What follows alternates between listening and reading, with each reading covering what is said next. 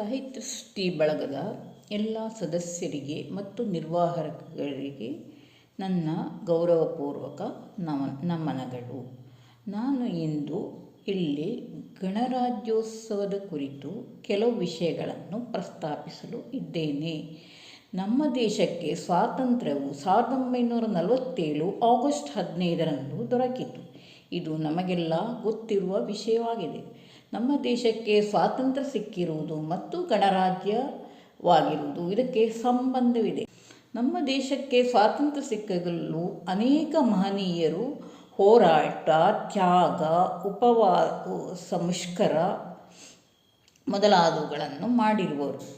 ಗಾಂಧೀಜಿ, ಲಾಲ್ ಬಹದ್ದೂರ್ ಶಾಸ್ತ್ರಿ, ಸಾವರ್ಕರ್ ಮೊದಲಾದ ಅನೇಕ ಮಹನೀಯರು ಸ್ವಾತಂತ್ರ್ಯಕ್ಕೆ ಬೇಕಾಗಿ ಹೋರಾಡಿದ ಕಾರಣ ನಮಗೆ ಬ್ರಿಟಿಷರಿಂದ ಸ್ವಾತಂತ್ರ್ಯ ದೊರಕಿತು. ಬ್ರಿಟಿಷರಿಂದ ಸ್ವಾತಂತ್ರ್ಯ ಸಿಕ್ಕಿದಾಗ ನಾವು ಬ್ರಿಟಿಷರಿಂದ ಸ್ವತಂತ್ರಗೊಂಡೆವು. ಬ್ರಿಟಿಷರಿಂದ ಸ್ವತಂತ್ರಗೊಂಡ ಕೂಡಲೇ ನಾವು ಸ್ವತಂತ್ರರು ಎಂಬುದಾಗಿ ಅದರ ಅರ್ಥವಲ್ಲ. ಸ್ವಾತಂತ್ರ್ಯ ಅಂದರೆ ಏನು? ಅದನ್ನು ಸರಿಯಾಗಿ ಅರ್ಥ ಮಾಡುವುದಿದ್ದರೆ ನಾವು ಸ್ವತಂತ್ರವಾಗಿ ಬದುಕಬೇಕು ಎಂಬ ಅರ್ಥವು ಬರುವುದು. ಆದರೂ ಮಾನವನು ಸಂಘಜೀವಿಯಾದ ಕಾರಣ ಮಾನವನಿಗೆ ಎಲ್ಲ ವಿಧದಲ್ಲಿಯೂ ಸ್ವತಂತ್ರವಾಗಿ ಬದುಕಲು ಸಾಧ್ಯವಿಲ್ಲ. ಅವನು ಇನ್ನೊಬ್ಬರನ್ನು ಅವಲಂಬಿಸಿ ಬದುಕಬೇಕಾಗುತ್ತದೆ. ಆದರೂ ಕೂಡ ನಮ್ಮ ದಿನನಿತ್ಯ ಕೆಲಸಗಳಾದ ಕೆಲವು ಸಂಗತಿಗಳನ್ನು ಪ್ರತಿಯೊಬ್ಬ ಮನುಜನು ಕಲಿತು ಆತ್ಮನಿರ್ಭರರಾಗುವುದು ಅಗತ್ಯವಾಗಿದೆ. ಸಂಪಾದನೆಯ ಮೂಲಕ ಹಣವನ್ನು ಸಂಪಾದನೆ ಮಾಡುವುದು. ಕೇವಲ ಹಣವನ್ನು ಸಂಪಾದನೆ ಮಾಡಿದರೆ ಸಾಕಾಗುವುದಿಲ್ಲ.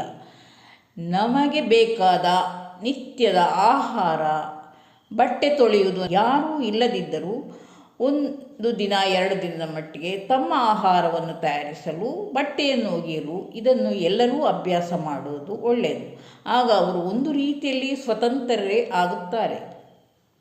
ಇದಲ್ಲದೆ ದೂರದಲ್ಲಿ ಹೋಗುವ ಉದ್ಯೋಗಸ್ಥರಿಗೆ, ನಮ್ಮ ಮಕ್ಕಳಿಗೆ ದೂರದಲ್ಲಿ ಹೋಗುವಾಗ ಆರೋಗ್ಯ ಸಮಸ್ಯೆಯು ಉಂಟಾಗುತ್ತದೆ. ಹೊರಗಿನ ಆಹಾರವನ್ನು ತಿಂದಾಗ ಆಹಾರ ಸಮಸ್ಯೆಯು ಉಂಟಾಗುತ್ತದೆ. ಇಂತಹ ಸಂದರ್ಭದಲ್ಲಿ ಸ್ವಯಂ ಅಡುಗೆ ಕಲಿತರೆ ತುಂಬ ಒಳ್ಳೆಯದು. ಗಣತಂತ್ರ ಎಂದರೆ ಜನರಿಂದ ಜನರಿಗಾಗಿ ಮಾಡುವ ಒಂದು ತಂತ್ರ ವಿಧಾನವಾಗಿದೆ.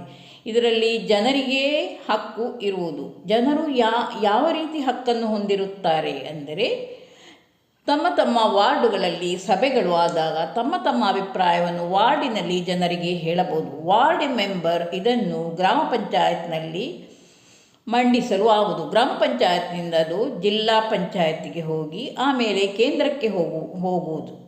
ಈ ರೀತಿಯಲ್ಲಿ ನಮ್ಮ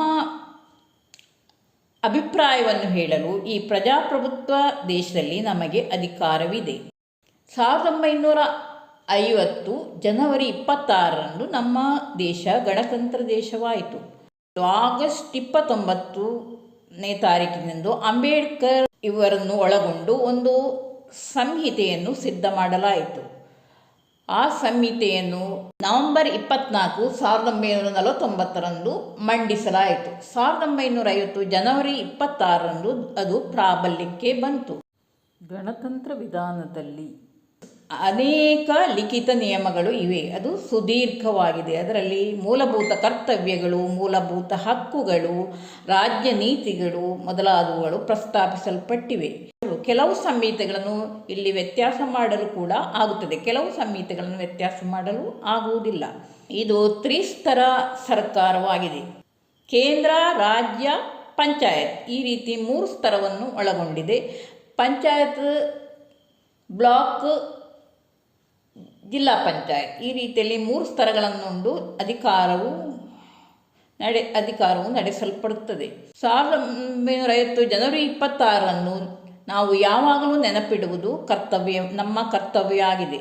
ನಮ್ಮ ದೇಶಕ್ಕೆ ಬೇಕಾಗಿ ಹೋರಾಡಿದ ಮಹನೀಯರನ್ನು ನೆನೆಯುವುದು ಕೂಡ ಅಗತ್ಯವಾಗಿದೆ. ಆ ದಿವಸ ಎಲ್ಲ ಶಾಲೆಗಳಲ್ಲೂ ಬಾವುಟವನ್ನು ಹಾರಿಸುವರು. ಜಂಡಾ ಉಂಚಾ ರಹೇ ಹಮಾರ ಗೀತೆಯನ್ನು ಹಾಡುವರು.